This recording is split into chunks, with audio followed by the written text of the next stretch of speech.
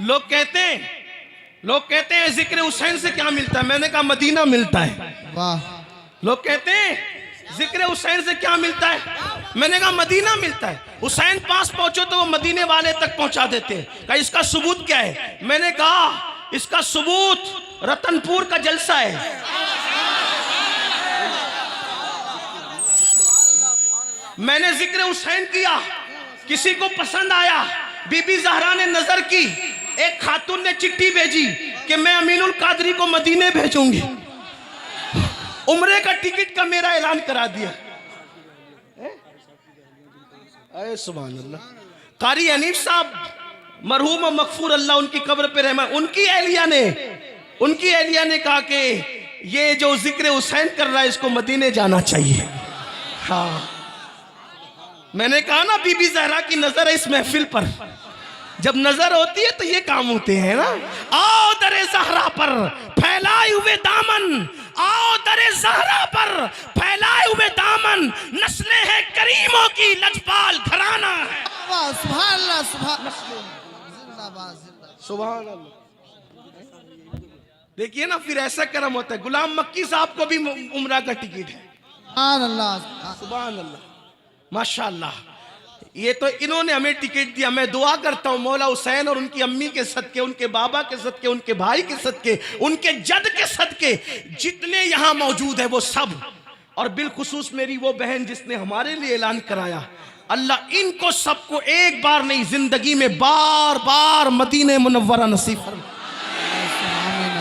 तुमने हमें एक बार का कहा, हम आपके लिए बार बार की दुआ कर रहे हैं। अल्लाह बार बार नसीब फरमाए। और फकीर कादरी की दुआ है, अल्लाह आपकी उम्र का आखिरी हिस्सा वहीं पे तमाम फरमाए। बीबी ज़हरा के कदमों में अल्लाह आपको क़यामत तक सोना नसीब फरमाए। अर्ज कर रहा था हुसैन कितने खूबसूरत है, बात समेटने लगा हूं, कितने खूबसूरत। अल्लामा जामी कहते हैं अंधेरे में निकलते थे तो चेहरे का ऐसा उजाला होता था कि गलियां मुनव्वर हो जाती थी। आप कहेंगे इसका सबूत क्या? मैंने कहा 108 उलूम व फनून का माहिर मुजद्दिद जो बगैर दलील के कोई बात नहीं कहता, जब उसने 14वीं सदी के हुसैनी को देखा तो पुकार करके कहा कि तेरी नस्ल पाक में है बच्चा बच्चा नूर का। वाह वाह वाह, सुभान अल्लाह। जब 14वीं सदी का सैयद इतना खूबसूरत नजर आया तो वो पहली सदी का सैयद कितना खूबसूरत है। सुभान अल्लाह, सुभान। तेरी नस्ल पाक में है बच्चा, तेरी नस्ल पाक में है, तेरी नस्ल पाक में है, बच्चा नूर मिल के बोलो तेरी नस्ल पाक में है, बच्चा नूर का, तू है आईने नूर तेरा घराना नूर का। अर्ज कर रहा था जिसका शीर हुसैन के खून में है। शीर समझे ना, मालूम है ना, हुसैन के जिस्म में खून में मिल गया। वो कौन है? वो है बतूल। और दुनिया में औरतों में दो ही बतूल हुई। हजरत अब्दुल्ला इब्न अब्बास ने पूछा या रसूल अल्लाह, आप बात करेंगे तो अच्छा। अगर दो लोग बोले तो मुनाजरा होता है, तकरीर नहीं होती। आपका क्या ख्याल है, आप मुनाजरा करने आए? अगर मुनाजरा करने आए तो मैं कोई मुनाजिर नहीं हूं, मैं बैठ जाऊंगा, किसी मुनाजिर को खड़ा करूंगा। कारी हनीफ साहब के किसी पर्तों को खड़ा करो, मैं मुनाजिर नहीं।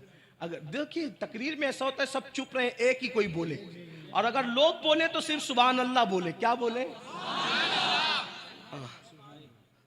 बारकल्लाह, अल्लाह बरकत दे आपको। अर्ज कर रहा था दो ही माएँ क्या हुई है बतूल।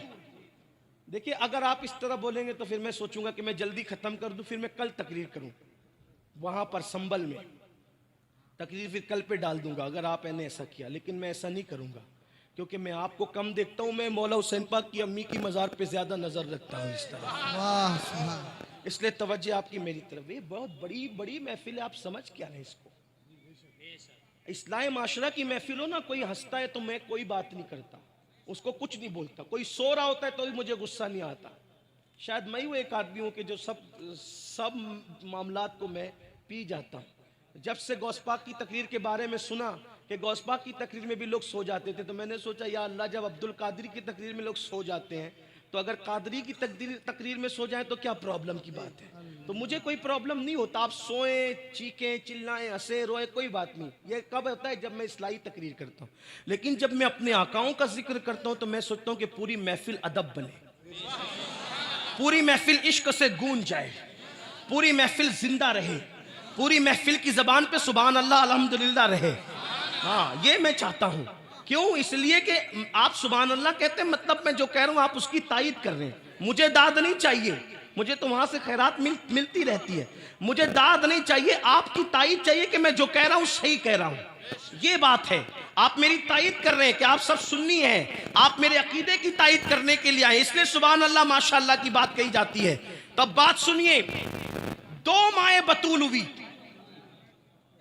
2 माए बतूल हुई, 2 माए। अब पूछा अब्दुल्लाह इब्न अब्बास सैयदुल मुफस्सिरीन ने, या रसूल अल्लाह बतूल किसे कहते हैं?